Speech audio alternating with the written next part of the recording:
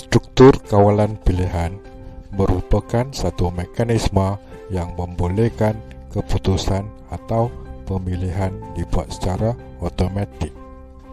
Pernyataan syarat boolean digunakan untuk menguji nilai input yang dimasukkan, dan ini seterusnya akan menentukan set atau blok arahan yang akan dilaksanakan. Syarat boolean membolehkan perbandingan pemboleh ubah, sifat objek atau nilai yang dilakukan melalui operator hubungan atau operator logical.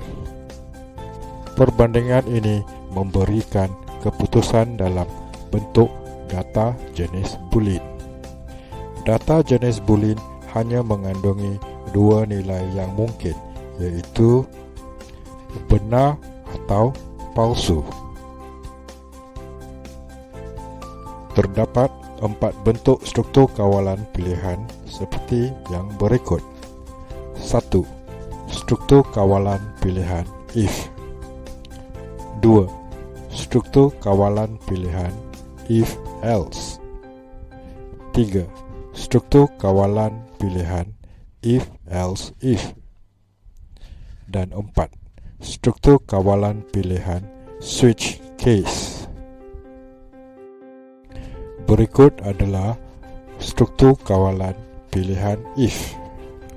Struktur kawalan pilihan if hanya akan melaksanakan pernyataan-pernyataan tertentu seperti memproses data melalui ungkapan sekiranya syarat adalah benar.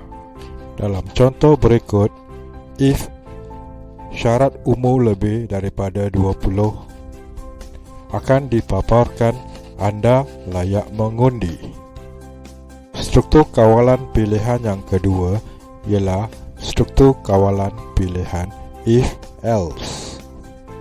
Struktur kawalan pilihan if else digunakan untuk membuat keputusan dalam sesuatu atau cara.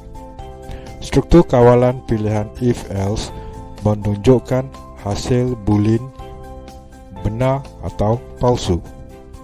Penyataan susulan bergantung kepada hasil boolean tersebut.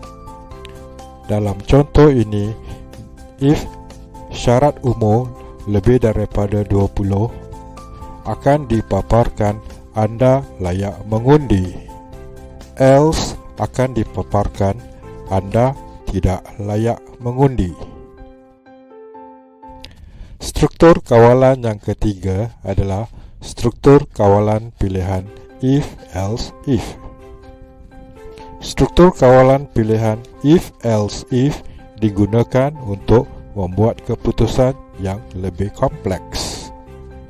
Struktur kawalan ini akan mencuba syarat boolean yang baru sekiranya syarat terdahulu menghasilkan keputusan palsu. Sekiranya syarat boolean menghasilkan keputusan benar, penyataan akan dilaksanakan. Syarat boolean lain tidak akan diuji.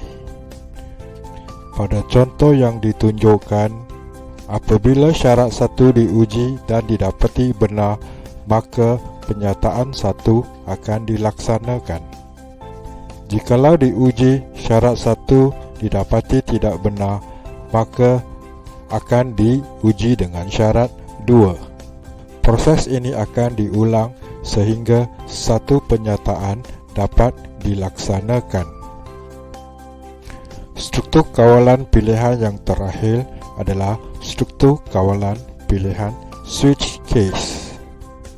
Struktur kawalan pilihan ini digunakan untuk mengatasi kekurangan penggunaan if else if, di mana penyataan perlu diulang banyak kali dan boleh mengelirukan pengguna. Struktur kawalan ini lebih mudah difahami.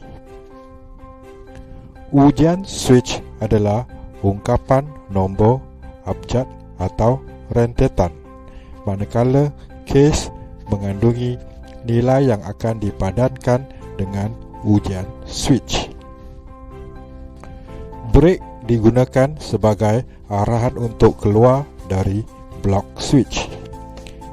Jika ungkapan break tidak disertakan, pernyataan selepas break akan dilaksanakan.